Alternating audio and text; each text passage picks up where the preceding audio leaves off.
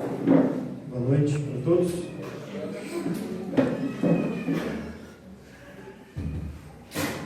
Choro, a gente se conhece, né? Quando é do nosso filho, né? A gente sabe quem que é.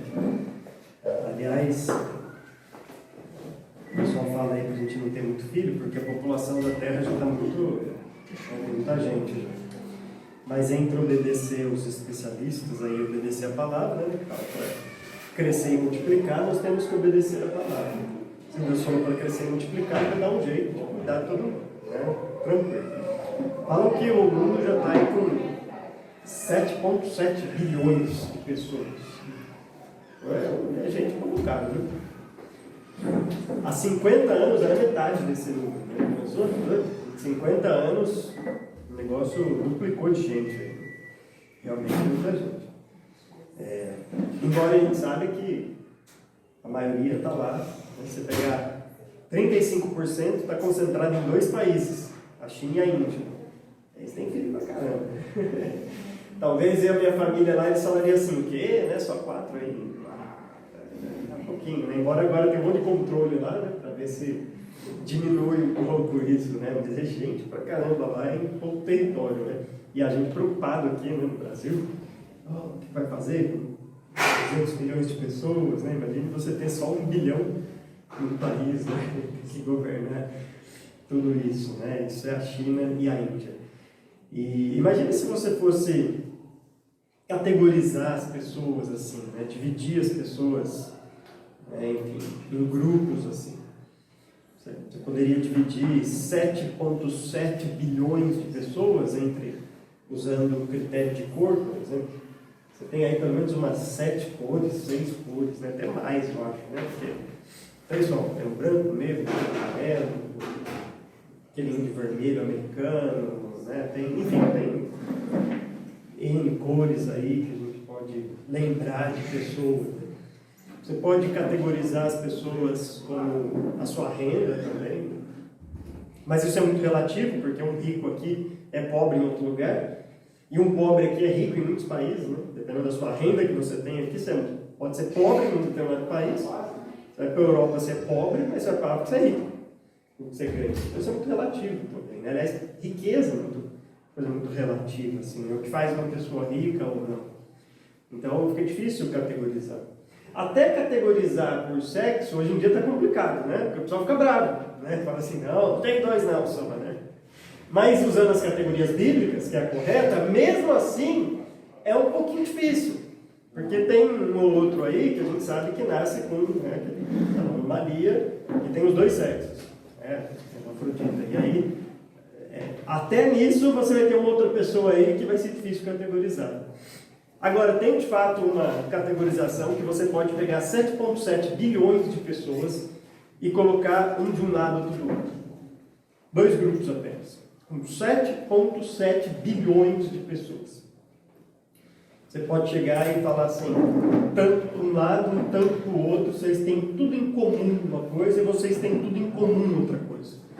Talvez se a gente falasse isso, muita gente ia falar assim, não, mas impossível ter em comum. Você pensa aí, 3 de um lado, 4,7 do outro, ou, né, um pouco menos assim. Né? Dizem que 1/3 das pessoas hoje no mundo nunca ouviram falar de Deus, do cristianismo de fato, né, de Jesus Cristo, da obra de Cristo, não tem nem a Bíblia. 1/3 das pessoas no mundo já pensou? Então, se estamos aqui, pensa em quantos estamos aqui, imagine que se todos aqui conhecem a Bíblia e a salvação, é porque tem 1/3 dos que não conhecem lá fora. É muita gente realmente. Mas você pode pegar e juntar em 2 grandes grupos. E pode parecer um tanto genérico ou um tanto pretensioso fazer alguma coisa dessa, mas é exatamente isso que João está fazendo aqui na sua primeira carta. É exatamente essa ideia. Ele está mostrando quem é salvo e quem não é salvo. E não tem uma terceira opção. Tem gente que acha que tem. Tem gente que acha que tem aqueles quase salvos, aqueles simpatizantes. Eu lembro que, né, na igreja que eu ia lá, tinha um cara que gostava da expressão assim, você é amigo do Evangelho. Sabe o que é o amigo do Evangelho? Amigo do Evangelho é inimigo de Deus. Porque ele não é salvo. Aquela visita que estava sempre lá na igreja, você é um amigo do Evangelho. Você não é amigo do Evangelho. Ou você é salvo ou você não é. Você é amigo do Evangelho, você é salvo. Se você é uma eterna visita e nunca tomou decisão, nunca foi salvo por Deus, você continua sendo inimigo de Deus, filho da ira de Deus. Não tem meio termo. Tem aqueles que falam assim, mas o cara era tão bonzinho, mas só faltava ser salvo. Sabe assim, já viu? Ele era assim, um pai excelente, mas só faltou um detalhezinho, faltou tudo. Faltou tudo para ele. O João está mostrando para a gente assim, ou é um, ou é outro. Não tem uma terceira opção. Aliás, essa é a mensagem de toda a Bíblia. Quando o homem peca, Deus vem dar os castigos, e quando ele está falando para a serpente, ele diz, porém, inimizade é entre a tua descendência e a descendência da mulher.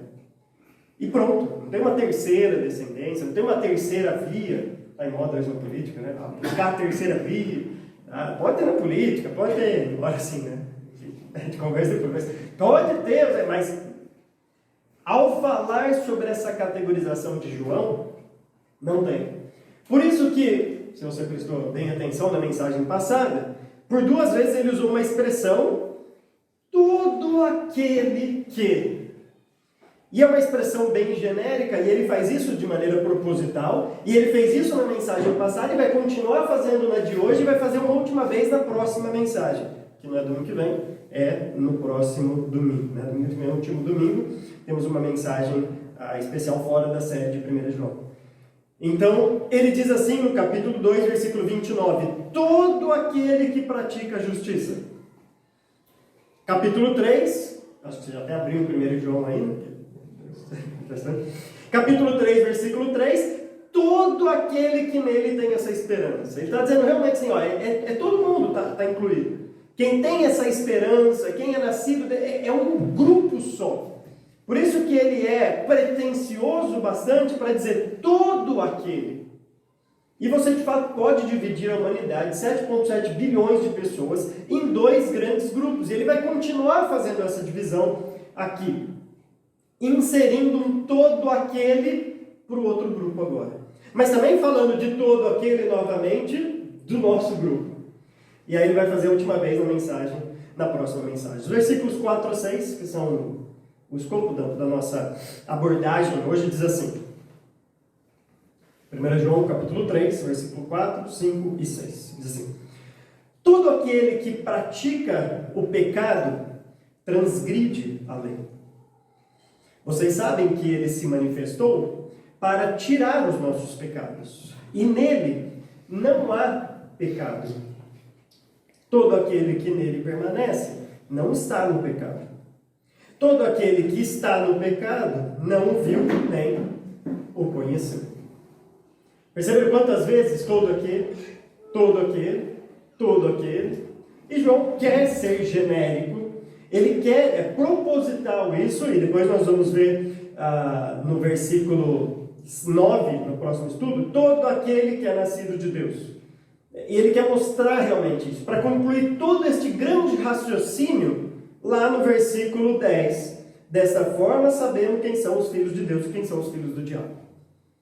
Então, tudo isso que nós começamos a analisar lá no versículo 28 do capítulo 2, na segunda grande parte de João, que ele está mostrando, tudo isso é para ele chegar nessa conclusão e dizer, é assim que a gente sabe quem que é filho de um, quem que é filho de outro, quem que é descendência de um e quem que é descendência de outro. Por isso que ele deixou bem claro, todo aquele que, todo aquele que, todo aquele que. Até então, ele tinha usado 2 vezes para dizer daqueles que são salvos, mas agora então ele vai contrastando esse todo aquele, o salvo, ele vai dizer no versículo 4, todo aquele que pratica o pecado, transgride a lei. De fato, o pecado é a transgressão da lei. Este todo aquele está incluído, inclusive, o cristão. Porque lembra? Esse versículo tem que ser lido à luz do que ele já escreveu lá no capítulo 1, no versículo 8, 9 e 10. Lembra? Se afirmarmos que estamos sem pecado, enganamos a nós mesmos. Versículo 10. Se afirmarmos que não temos cometido pecado, fazemos de Deus um mentiroso. Ou seja, quando ele está dizendo que todo aquele que pratica o pecado, ele está inclusive neste todo aquele, incluindo todo mundo. Depois ele vai dividir novamente em dois grupos. Ele vai novamente mostrar, ó, existem todo aquele por um lado e todo aquele que por outro lado. Mas quando ele fala de pecado, de praticar o pecado, inclui toda a humanidade.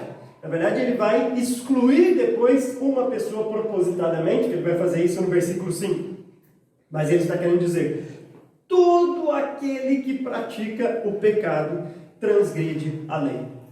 Agora, literalmente, o texto é talvez assim, a NBA gosta de deixar mais bonitinho às vezes, né? Para a leitura ficar melhor. Mas literalmente o texto estaria assim, todo aquele que faz pecado, faz também a não lei. Literalmente é isso. Todo mundo que faz pecado, então pratica ali, né, no sentido de fazer, todo mundo aquele que faz pecado, faz também a não lei. Esse fazer pecado, obviamente, é praticar, cometer algum pecado. E este cometer pecado para João significa fazer uma anomia. A palavra nomos, em grego, é lei. E o a, que vem antes negativo, é a não lei. Então é alguém que não tem uma lei. Este termo no Novo Testamento, quando ele diz, né, depois, de fato, o pecado é a transgressão da lei, esse termo muitas vezes é usado como uma tradução que é usado, é iniquidade. Iniquidade. É a mesma coisa. Então, provavelmente, muito provavelmente, toda vez que você está lendo o Novo Testamento e se deparar com iniquidade, saiba que é este termo, anomia, que é usado aqui. Então o pecado, ele é a iniquidade. E o que é a iniquidade? O que é esta transgressão da lei? É alguém que vive como se não tivesse lei. Os usos interessantes dessa palavra anomia no Novo Testamento. Lembra quando Paulo vai falar lá em 2 Tessalonicenses do anticristo que vai vir e tudo mais, né? No capítulo 1, no capítulo 2. E aí ele vai falar que o ministério dele já está vigente. Ele vai vir, mas o ministério da iniquidade já está vigente. Ou seja, o que o anticristo vai fazer? Ele vai propagar mais ainda isso que já está vigente hoje na nossa sociedade. Porque o anticristo vem na força de Satanás, e Satanás, como príncipe deste mundo, é o maior interessado para esta anomia, para esta não lei, para a ausência de lei. Se você lembrar, lá no Antigo Testamento, é bem na época que Caim não tinha, parece uma regra, um jeitão de viver, que era Juízes. O livro enfatiza bem claramente, naquela época não havia um rei, e rei significa lei, mandamento, um jeito certo de seguir, que cada um fazia o que bem entendia, e por isso Juízes é do jeito que é, aquele ciclo de falhas que nós vemos no livro. O povo pecava, vinha um julgamento, vinha um juiz, libertava, o povo ficava alegre, feliz, na alegria esquecia de Deus, pecava outra vez, e aí acontecia tudo isso. Isso é interessante porque hoje tem muito cristão que acha que ser cristão é isso. Ser cristão é viver a ausência de lei. Porque de fato a Bíblia fala, né? Em Gálatas, por exemplo, em Romanos, Paulo vai falar isso, vai falar, foi para a liberdade que Cristo nos libertou. E qual é o conceito de liberdade hoje? É justamente a não lei. As pessoas acham isso. As pessoas acham que liberdade é você não ter regra. É você não ser preso a nada. É você não ter parâmetros, né? Não ter... Então, por exemplo, a liberdade é eu poder fazer o que eu quiser amanhã. E aí as pessoas pensam assim, espera aí, mas eu sou casado, eu posso fazer o que eu quiser amanhã? Não, porque eu sou casado. Então o casamento não é liberdade, o casamento me prende, então o casamento é uma coisa ruim. É isso que as pessoas pensam. No trabalho? Não, o trabalho também não. Porque o trabalho também é uma coisa ruim também, porque o trabalho me limita. Tudo na vida vai limitar. Então tudo vai ser ruim para essas pessoas. Porque eles confundem a libertinagem com liberdade. E acham que uma é consequência da outra. É como se assim, eu sou livre, então eu sou livre para fazer o que eu quiser. Ninguém é livre para fazer o que quiser. Aliás, você não escolheu nem que sexo você ia nascer, nem que família que você ia nascer, nem que país você ia nascer. E nem time você escolhe também, porque você é influenciado, né? Minhas filhas já são, até uma tia já São Paulino e pronto. Ainda mais depois, né? Se eu estava na dúvida assim, né? Agora confirmou. Não. Tem que ser mesmo. Não tem escolha. Eles cresceram assim. Aí o meu sogro, de vez em quando, fala assim, eu vi ela falar Corinthians. E ela assim, o quê? O que é isso? Ela já tem até aversão a esse nome. Quando fala Corinthians, ela já fica assim, até meio ruim. Nem isso você escolhe. Você não pode deixar que escolhe, mas você não escolhe. Você é influenciado por alguém. Lá de pequenininho que você nem sabe. Eu lembro dos tios meus que ficavam falando para mim de São Paulo. Tá? Aí quando você percebe, você torce para esse time e nem sabe muito bem por quê. Mas você torce para ele. Né? Você nem lembra quando você começou a torcer, mas você está lá. Então não existe essa questão de uma liberdade, de uma anomia, de como se não existisse lei. E o cristianismo é exatamente o oposto disso. O cristianismo é encontrar liberdade dentro destes parâmetros e desta lei. Porque se a gente continuar lendo lá Gálatas, o que Paulo vai dizer, no capítulo 6, ele fala, foi para a liberdade que Cristo nos libertou. Porém, lá no versículo 10, não usem a liberdade para dar ocasião à carne, mas sirvam uns aos outros. A liberdade que o cristianismo dá é uma liberdade de eu poder agradar a Deus. E inclusive agradar a Deus servindo ao outro. Coisa que quando eu era descrente eu não tinha essa liberdade. É essa grande liberdade que o cristianismo traz. As pessoas gostam muito de falar de livre-arbítrio. Aliás, é impressionante. Quando todo mundo tem esse conceito. Você vai evangelizar alguém que nunca ouviu falar da Bíblia, mas ele fala, não tem livre-arbítrio. É impressionante. Esse conceito está inato, na cabeça de todo mundo sabe que tem um livre-arbítrio. Só que ninguém sabe o que significa isso. O que é o livre-arbítrio? Livre-arbítrio é a capacidade que você tem de tomar uma decisão moral correta ou não. O livre-arbítrio na Bíblia vem depois da conversão. É depois da salvação que você pode agradar a Deus ou não, e não antes. Antes da conversão, sabe quem nós éramos? Escravos do pecado. Tudo que nós fazíamos desagradava a Deus. Até se você servir sopão na praça lá no domingo à noite, no frio, tá aqui, né? Ribeirão Pretano é assim, né? Baixa 30 graus, já assim, frio, você sai de casa nesse frio, né? Mas é o Ribeirão Pretano, né? Quem morou em São Paulo, morou em Atibaia ali perto, e fala assim, gente, parece que tá nevando, né? É estranho. Mas assim, eu vou lá nesse frio que tá serviço. Você é descrente? Não adianta nada, você está desagradando a Deus do mesmo jeito. Mas eu estou dando toda a minha fortuna. Mas se você é descrente, você está desagradando a Deus do mesmo jeito. Porque tudo que você faz, você está preso ao pecado. Você é escravo do pecado. Uma vez que Cristo nos salva, agora sim, nós temos a possibilidade, porque somos livres em Cristo, de agradar a Deus. Mas muitas vezes também de desagradar a Deus. Agora o salvo pode tomar uma decisão moral de agradar ou não a Deus. Isso é o livre-arbítrio. Livre-arbítrio não é escolher que roupa você vem na igreja. Embora se envolva alguma questão moral, sim. Mas a roupa em si, né? Você vai com uma roupa verde ou azul, enfim, você vai vir com uma roupa vermelha, preto e branco. Enfim, não é essa. Isso daí é só uma decisãozinha. O arbítrio mesmo são decisões morais.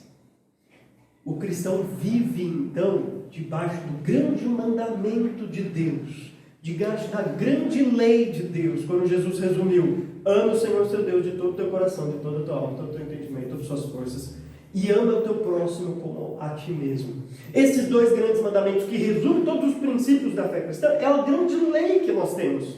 Então, todo aquele que pratica o pecado está indo contra a lei, está transgredindo a lei, está vivendo como se não tivesse lei. Ele está propagando uma não lei, porque o pecado é sempre uma atitude idólatra, ou seja, eu não estou adorando a Deus, eu estou adorando a mim mesmo, e sempre uma atitude egoísta. Eu não estou servindo ao outro, eu não estou pensando no outro, eu estou pensando em mim mesmo. Pensa, por exemplo, na preguiça. Pensa, por exemplo, na cobiça. Pensa na inveja.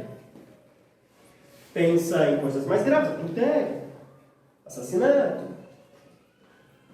Pensa em desbilhotar a vida dos outros. Pensa em desobedecer pai e mãe.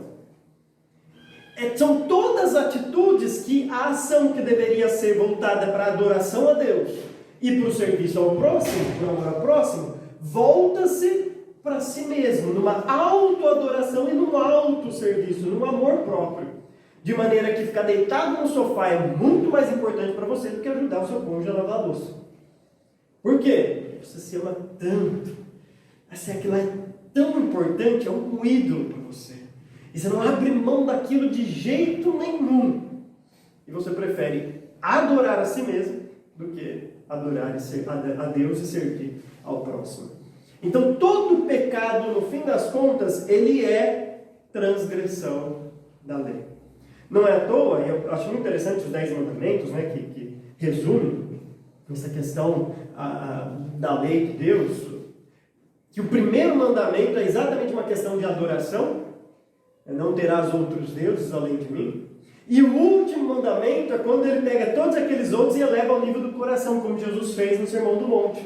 Porque o último termina com não cobiçarás. Que foi isso mesmo que Jesus falou. Jesus levou todos os mandamentos. O fariseu só colocava coisa externa. Era só um mandamento externo. Jesus não, Jesus falou, todos esses mandamentos têm relação com o que acontece lá dentro, com a cobiça interna do nosso coração. Então, todo aquele que pratica o pecado transgride a lei. De fato, o pecado é a transgressão da lei. Porém, alguém se manifestou. Lembra que na mensagem passada, esse alguém se manifestará. Lembra? Por 2 vezes, João falou isso. João falou assim, quando ele se manifestar. Quando ele se manifestar, será manifestado quem nós somos. Nós não seremos envergonhados. Chegaremos confiantes na presença dele. Lembra? A manifestação futura de Jesus Cristo. O argumento agora de João é baseado na manifestação passada de Jesus Cristo. Ele diz assim, vocês sabem que ele se manifestou. Vai ter a manifestação futura. Mas, primeiramente, houve uma manifestação passada. E se, de fato, todo aquele que comete pecado está transgredindo a lei, porque o pecado é a transgressão da lei, João fala assim, vocês não podem esquecer de uma coisa.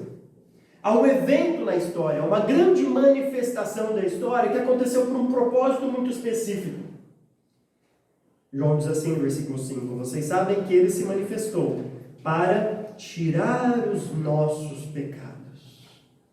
E nele não há pecado.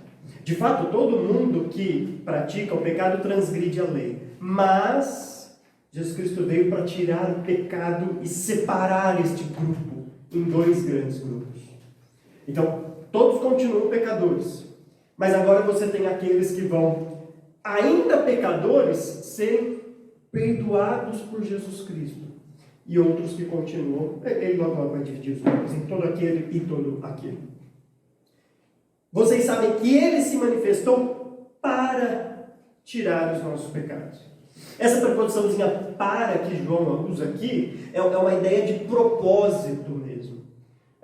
E Jesus deixou claro bem no começo, ele veio exatamente para aquele dia, exatamente com aquele propósito. E nós esquecemos muitas vezes os nossos propósitos aqui nesta vida. Eu lembrei, eu estava lendo a Bíblia esse ano e passei por Esther. Como é bonito aquele livro de Esther. Quando o tio dela chega para ela, o primo, né? Chega para ela e fala assim, quem sabe não foi para este propósito que Deus te colocou como rainha? Quem sabe não foi exatamente para este momento? E mais do que eu revelo uma crença nos planos e nas alianças de Deus fantástica. Porque ele diz assim, se você não fizer nada, Deus vai levantar um libertador, vai libertar de alguma maneira. Por quê? Porque nós somos povo eleito dele. A semente não vai morrer. Ele sabia disso. A semente vai continuar. Se você não fizer alguma coisa, Deus vai fazer alguma coisa em vez de você. Não acho que você vai sair viva só porque você é a rainha, não. Alguma coisa vai acontecer. Mas quem sabe você não está lá por causa disso? Isso é propósito de vida. Quem sabe Deus não te colocou lá para isso? E a gente esquece desses propósitos. A gente esquece que muitas vezes Deus coloca num lugar, não porque Ele quer que lá você fique rico e prospere. Então, você pode até fazer isso lá, mas como um subpropósito. Mas o seu grande propósito, independente de onde você esteja, é ser imagem de Deus, ser um representante de Deus nesse mundo. E graças a Deus. Porque Jesus Cristo não fugiu desse propósito. Satanás tentou, lá na tentação de Jesus Cristo, desviar Cristo do seu propósito, do seu caminho, e falar assim, você não é filho de Deus? Se você é filho de Deus, faz isso, faz aquilo, transforma pedra em prata, faz tantas coisas. E Jesus Cristo manteve-se firme, alinhado com o seu propósito. Até Pedro, o líder dos discípulos, tentou um dia e falou assim, não, Jesus, Imagina, se o pessoal chegar aqui, você não vai morrer na cruz, não. De fato, ele tentou, né? Tentou cortar a orelha lá. Ainda bem que ele era ruim com a espada, né? Porque não era a orelha que ele queria cortar, né? Aliás, ninguém, no momento, tipo assim, eu vou pegar a espada e vou só tirar a orelha dele. Não, ele queria tirar a cabeça, mas ele era bom com vara. Nem isso também é muito bom, né? De pesca. Mas ele pescava, não usava espada, e aí cortou a orelha. Mas de fato, e o que Jesus falou para ele? No episódio anterior: arreda-te, Satanás, porque você não cogita das coisas de Deus, mas só das coisas dos homens. Só estou pensando no aqui agora, mas eu vim para um propósito muito específico. Jesus Cristo, quando estava angustiado, um dia de cima, fala assim: Pai, é agora, é para isso que eu vim. Quando os gregos estão lá em João, né, para falar para Jesus, Felipe chega e fala assim: tem uns gregos chegando aqui para falar com você. Jesus fala assim: Pai, chegou a hora. É para este momento. Ele estava sempre com aquela consciência de que a hora chegou, o propósito chegou.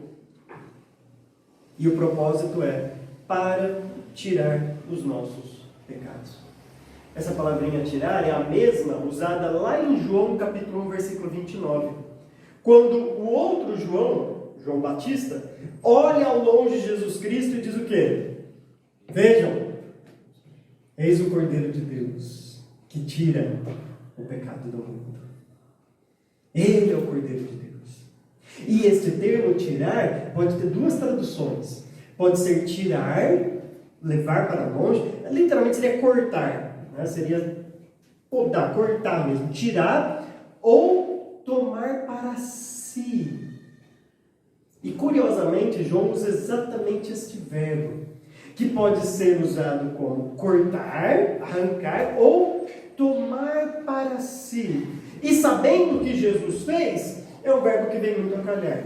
Porque ele não só tirou os nossos pecados, mas tomou sobre si os nossos pecados. Agora, é por isso que João então vai usar uma expressão logo depois. Ele vai dizer assim, continuação do versículo 5.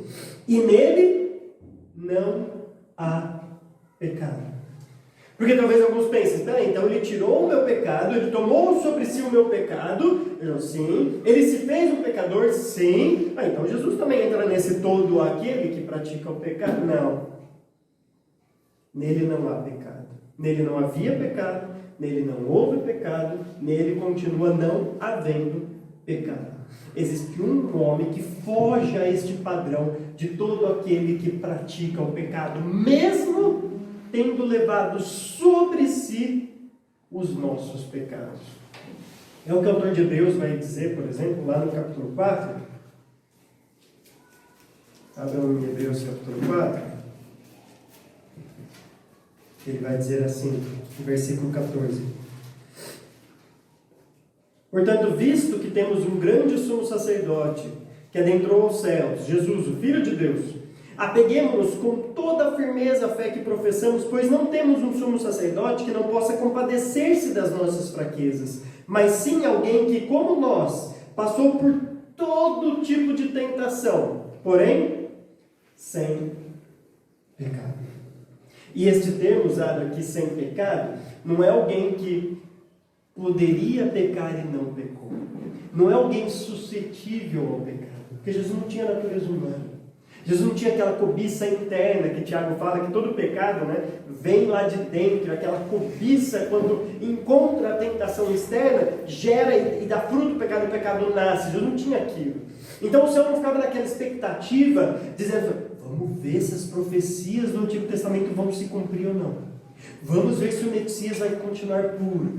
Vamos ver o que vai acontecer. O plano já estava estabelecido. Jesus Cristo ia ser vitorioso, não tinha possibilidade. Esse termo aqui, sem pecado, não temos cores em grego, é a ideia de duas retas paralelas. É a ideia de a parte do pecado. Ele passou por todas as tentações que nós passamos, passou por tudo, mas a parte do pecado. Agora, se você lembra das suas aulas, né, duas retas paralelas, você pode andar quanto for, elas nunca vão se encontrar. Não é assim, não, mas lá na frente, não, se é paralelo, não. Se algum dia elas se encontram, então não é paralela, por mais que pareça, por mais que divide 0,0001 grau, dá uma desviadinha assim, parece paralelo, mas se lá na frente se encontra, já não é paralelo. Então, a parte do pecado significa que Jesus passou por todo tipo de tentação, mas ele estava a parte do pecado. As tentações foram reais para ele, obviamente, mas ele não possui pecado. Veja bem que a expressão usada aqui por João, né, e nele não há pecado. Não é nem a prática do pecado, não há o pecado habitando nele. João fala assim, ele não praticou um pecado, ele não cometeu um pecado. De fato, ele não cometeu, mas por que ele não cometeu? Porque não há o pecado nele. É o que João já tinha dito lá no capítulo 1, quando faz aquela diferenciação. Se afirmarmos que estamos sem pecado, ou seja, nós temos uma natureza pecaminosa, o que nos leva ao versículo 10 do capítulo 1. Se afirmarmos que não temos cometido pecado, porque quem comete pecado é quem tem a natureza pecaminosa. Quem tem o pecado em si, comete pecado. Jesus não tem o pecado. Obviamente, então, ele não vai cometer pecado. Mas ele não cometeu porque nele não há o pecado. Diferente de nós. Então, deste grande grupo no capítulo 4, todo aquele que pratica o pecado transgride a lei, há um que se manifestou sem pecado, mas que se fez pecado por nós. Mesmo assim, continuando sem pecado, continuando puro, imaculado.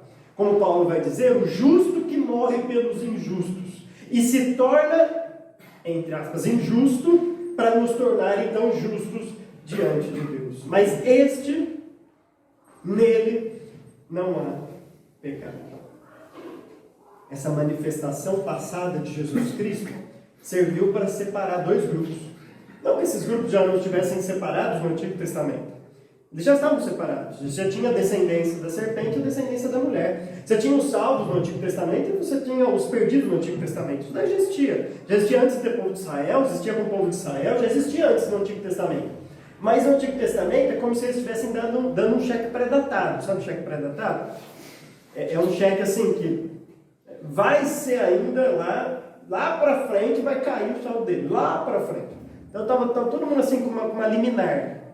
Sabe a liminar da justiça também, né? Quando você precisa de uma decisão muito rápida, não dá tempo aqui se o plano de saúde vai ou não cobrir isso daqui, porque é risco de vida ou morte. Então o juiz entra com uma liminar e fala assim, não, faz o negócio, depois a gente vê quem vai pagar, faz primeiro, porque é risco de vida ou morte. Essa é a liminar, né? Essa decisão antes da decisão, para você já usufruir. Isso é o que o pessoal do Antigo Testamento tinha. Fez uma liminar falando, tá aqui, salvo. Por quê? Porque um dia vai vir alguém que vai, de fato, fazer com que tudo isso valha, de fato. Então, esta manifestação de Jesus olha para trás e olha para frente, separando a humanidade nesses dois grandes grupos, que é o que João vai fazer agora. Então, ele diz, todo aquele, versículo 6, todo aquele que nele permanece não está no pecado. Segundo grupo, todo aquele que está no pecado não o viu nem o conheceu. Primeiro grupo, todo aquele que nele permanece não está no pecado. Segundo grupo, todo aquele que está no pecado não o viu nem o conheceu. Então João faz essa grande divisão, pega aí 7,7 bilhões de pessoas, mas todo mundo que já assistiu na história, né? Sei lá quanto que dá isso daí. Mesmo que a gente não sabe quanta gente tinha lá no começo, né? A gente não faz ideia, mas ia ser muita gente mesmo, a gente não sabe quanto tem. Então pensa aí, em todos os bilhões, sei lá, chega a trilhões de pessoas que já existiram no mundo. João fala assim, tem dois grandes grupos, que é definido por esta manifestação de Jesus Cristo. Essa manifestação de Jesus Cristo separa a humanidade em dois grandes grupos. Então vai ter aquele grupo, e fala, todo aquele que nele permanece. Se permanece, obviamente, é porque um dia foi salvo. Mas João está querendo mostrar como eu sei que eu tenho a vida eterna. E aí está dizendo, você quer saber se você tem a vida eterna? Olha para a sua vida hoje. Isso é interessante porque muitas vezes, principalmente aqueles que crescem na igreja, né? Vê que eles falam assim, qual foi o dia realmente da sua conversão? Aí o cara cresce na igreja e fala assim, eu não lembro exatamente um dia específico. Eu comecei com várias pessoas assim. Aí eu podia falar, né? Se você não lembra do dia específico, você não sabe. Não, mas assim, eu creio. Eu creio, claro, né? Eu creio na minha salvação, eu creio na obra de Cristo, mas eu não lembro assim exatamente, né, que dia foi isso. Tem gente que cresce na igreja, como a Aline, que lembra, foi com 6 anos. Ela lembra. Mas tem gente que não lembra. Aliás, tem coisas que eu tento lembrar da minha infância, né? Minhas filhas falam assim muito, né? Papai, na minha idade, o que você faz? Eu falo, não lembro. Não lembro de fazer com 6 anos. Como que eu lembrar? Eu falei, você comia isso daqui, pai, com 6 anos? Eu falei, sei lá, como que eu sabia? Tinha 6 anos, não sei se eu comia, se eu não comia, se eu gostava, se eu não gostava. Minha mãe deve lembrar, mas eu não lembro. Assim, é normal, tem coisa que a gente lembra, tem coisa que a gente não lembra. Mesmo se você não lembrar tão claramente, quando você cresceu na igreja lá, no dia da conversão, João está falando, todo aquele que nele permanece. Isso você sabe hoje. Isso você sabe. Isso você olha para a sua vida e sabe se permanece ou não permanece. Você sabe se de fato você creu ou não creu. Ou só cresceu na igreja achando que tivesse crido, costumando ali com o jeitão, mas na verdade nunca tomou uma decisão. Isso você sabe. Aliás, na verdade, só você e Deus sabe. Ninguém mais. Por isso que a Bíblia fala que a gente não pode julgar, porque quem vem para separar o joio do trigo é Deus. Tem aqueles que enganam muito bem. Mas muito bem mesmo. Aqueles que enganam, que você olha para ele e fala assim, gente, se esse cara não é crente, quem é? Mas a gente nunca sabe se ele está enganando ou não. Quem sabe? É quem vai separar o joio do trigo. Porque se a gente for tentar cortar antes, você corta trigo junto com o joio. E a gente vai fazer bobeira. Então não é nosso papel. A pessoa, aliás, eu lembro, né, conversando com uma pessoa, e aí estava falando do tempo de se batizar, né? E aí eu falava, no Novo Testamento não tinha muito isso, né? O tempo por batismo, a pessoa se convertia no batizado. Aí eu falei assim, não, mas isso é bom hoje, né? Embora assim, a gente não batiza instantâneo aqui. Eu falei, é bom hoje para a gente saber mesmo que a pessoa se converteu. Você consegue saber isso? Você tem a capacidade de saber mesmo? Você põe a mão no fogo por alguém e fala assim, não, esse daí... Porque eu já conheci muita gente que, assim, talvez alguns colocassem a mão no fogo, mas eu olho hoje para a vida deles e falo assim, acho que eles nunca entenderam o Evangelho, de fato. A gente nunca sabe, não quer dizer que você tem que batizar instantaneamente, né? A gente pode dar um estudo hoje e tudo mais, a gente faz até isso, mas no fim das contas mesmo, né, nunca a gente vai batizar porque, não, esse a gente está batizando porque a gente tem 100% de certeza que ele é salvo. Não tem. Só quem tem é Deus. E ele, quando ele não descobre que ele ficou enganado a vida inteira, né? Que ele viveu uma mentira. Então, todo aquele que nele permanece não está no pecado. Agora, mais uma vez, esse texto tem que ser entendido à luz lá do capítulo 1, porque são coisas diferentes.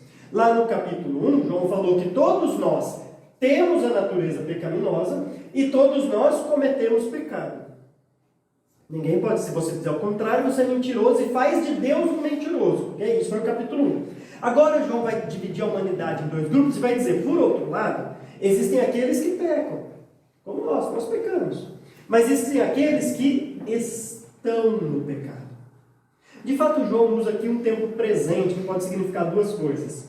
Ou um estado ou uma ação de vida contínua, algo que caracteriza ele de tanto, por causa da sua prática de dia. Por exemplo, um cara que surfa todo dia, mora em Filipais, você vai falar, esse cara é um surfista. Por quê? Porque ele surfa. Não adianta você falar assim, eu sou um surfista, quantas vezes já surfou? Não sou nenhuma, mas eu sou um surfista, eu visto a roupa, né? Fiz o curso, uso bermuda florida, uso umas camisetas assim, umas camisas, fiz umas tatuagens, pinto cabelo loiro, tá? Eu sou um surfista. Não, você não é. Você não surfa. Então assim, a prática de vida caracteriza quem ele é. Então assim, quem que você é? Eu sou um guitarrista. Escolha que você toca. Não toco, eu fiz curso, mas não tem nem guitarra. Não. Você não é guitarrista. Não é. A prática caracteriza quem a pessoa é, o que ela faz. Ela precisa, né? É a mesma coisa. Agora sim, né? Se algum pastor aí estiver assistindo vai ficar bravo comigo, né? O cara pastoreia uma igreja lá 5, 6, 10 anos. Aí ele sai da igreja, muda de cidade alguma coisa, muda para outra igreja, não está mais pastoreando aquela igreja, mas ele fala, não, eu sou pastor. Eu falo, não, desculpa, você não é mais.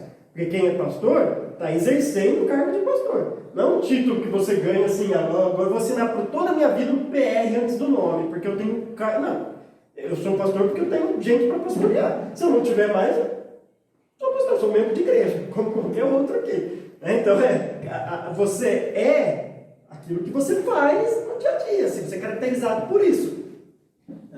É a mesma coisa, né? O diácono que não serve. Aliás, o diácono que não serve. Não presta. Porque se ele é diácono, ele vai servir. Mas não, mas na outra igreja eu era diácono. Não, isso aqui você não está servindo, você não adianta nada. Então é a mesma coisa. Então, todo aquele que nele permanece não está no pecado. Então, esse estar pode ser uma condição ou pode ser algo que caracteriza a vida dele de tanto que ele faz. Aquela pessoa que vive pecando. Vive pecando. Todo dia ele vive pecando. Agora, a gente sabe pela Bíblia que quem vive pecando todo dia, que está escravo do pecado, não é salvo. Então, todo aquele que permanece não pode ter uma vida caracterizada assim. Não quer dizer que ele não vai pecar esporadicamente. O capítulo 1 já mostrou isso. Mas se ele é caracterizado por uma vida assim, se a gente olha para a vida dele e fala assim, esse cara é caracterizado pelo pecado. Tudo que ele faz, você olha, tem pecado envolvido. Não. E se descreve, alguma coisa está errada. Então, ou João está dizendo de uma condição, a pessoa ela continua no pecado, ou uma prática de vida, mas que no fim vai caracterizar a vida dele. Por isso que a NVI traduziu, todo aquele que nele permanece não está no pecado. Por outro lado, e aí, segunda parte do grupo, todo aquele que está no pecado, mesma coisa, todo mundo que ou está ou continua pecando sempre, escravo do pecado, não o viu nem o conheceu. Significa, então, obviamente, que a pessoa nunca viu a Jesus Cristo, nunca conheceu a Jesus Cristo. Claro que João está usando de uma linguagem metafórica. Ele foi o último apóstolo a morrer. Quando ele escreveu o 1 João, só estava ele vivo. Não tinha mais ninguém vivo. Muito provavelmente todos os leitores dele não tinham talvez visto, ou era criancinha ainda, talvez, eu vi, mas não é essa visão que ele está falando de Jesus Cristo. É a visão espiritual, é ver, de você entender realmente quem é Cristo. De você realmente, a ficha cair e fazer sentido. Ele é o Cristo, ele é o Filho de Deus, ele é o Cordeiro que vem para tirar os meus pecados. Levar sobre si o meu pecado e cortar esses meus pecados de mim, essa vida pecaminosa. Então, este não o viu é a mesma coisa que não o conhecer. Não conheceu. Não significa, né? Se você não foi apresentado a Jesus Cristo quando ele veio aqui, não, é um conhecer de relacionamento, de se relacionar. De fato ter uma comunhão, uma vivência com Cristo. O que João está dizendo é, ou você conhece a Cristo, e você é caracterizado por isso, não é à toa que os primeiros discípulos foram chamados de cristãos, porque por causa da convivência, eles foram caracterizados como assim. Então, eles falam como ele, eles andam como ele, parece que a gente está vendo um monte de Cristo, aquele que foi crucificado aqui no nosso meio. Percebe? Quem eles são caracteriza a vida deles. Ou a pessoa está nesse grupo, e aí ela vai ser chamada de cristão, ou ela está no outro grupo, que a característica dela é o pecado. E aí João está dizendo, então essa pessoa nunca viu, nem conheceu a Jesus Cristo. Diante disso, a gente pode terminar, obviamente, fazendo a pergunta, de que lado nós estamos? Se nós estamos, e eu espero, olhando para este grupo, eu espero realmente que todo mundo esteja do lado daqueles que permanecem em Cristo, lembre-se que você só permanece em Cristo por causa da manifestação dele aqui, que veio exatamente para isso, para te dar essa condição, para tirar os seus pecados e conduzir à salvação.